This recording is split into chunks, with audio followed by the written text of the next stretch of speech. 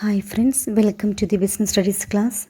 Today in this module, we are going to learn about the term cooperative society and its important features. The word cooperative means working together and with others for a common purpose. The cooperative society is a voluntary association of persons who join together with the motive of welfare of the members. They are driven by the need to protect their economic interest in the face of possible exploitation at the hands of middlemen. The Cooperative Society is compulsorily required to be registered under the Cooperative Societies Act 1912.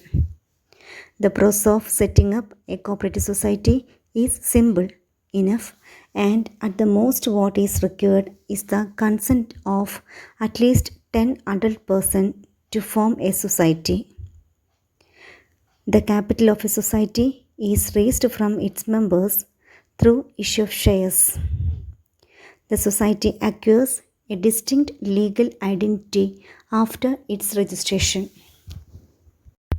The important features of cooperative society are voluntary membership, legal status, limited liability, control, and service motive. First point is voluntary membership. The membership of a cooperative society is voluntary. A person is free to join a cooperative society and can also leave any time as per his desire. There can't be any compulsion for him to join or quit a society. Although procedurally a member is required to serve a notice before leaving the society, there is no compulsion to remain a member. Membership is open to all, irrespective of their religion, caste, and gender. Second point is legal status. Registration of a cooperative society is compulsory. This accords a separate identity to the society which is distinct from its members. Third point is limited liability. The liability of the members of a cooperative society is limited to the extent of the amount contributed by them as capital. This defines the maximum risk that a member can be asked to bear. Next point is source of funds. The capital contributed by all the members is the main source of finance in the case of cooperative society. They may raise loans and secure grants from the government. After registration, they can raise funds. Next point is limited liability. The liability of the members of a cooperative society is limited to the extent of the amount contributed by them as capital. This defines the maximum risk that a member can be asked to bear. Next important feature is democratic management.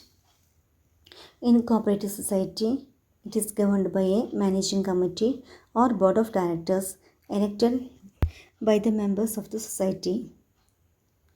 One member, one vote, irrespective of the number of the shares held, is the policy in the cooperative society.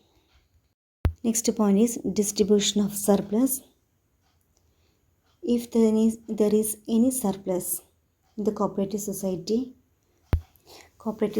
distributes profit earned among the members on the basis of members' participation in the business of the society. Profit generated are not at the cost of its members. The motive of cooperative society is service motive. Then last point is separate legal entity. There is a separate legal entity in the case of cooperative society.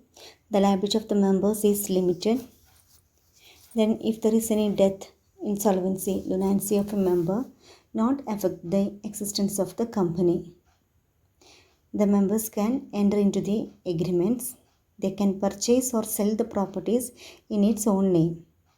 They can sue and can be sued. These are the important features or characteristics of cooperative society. Thank you.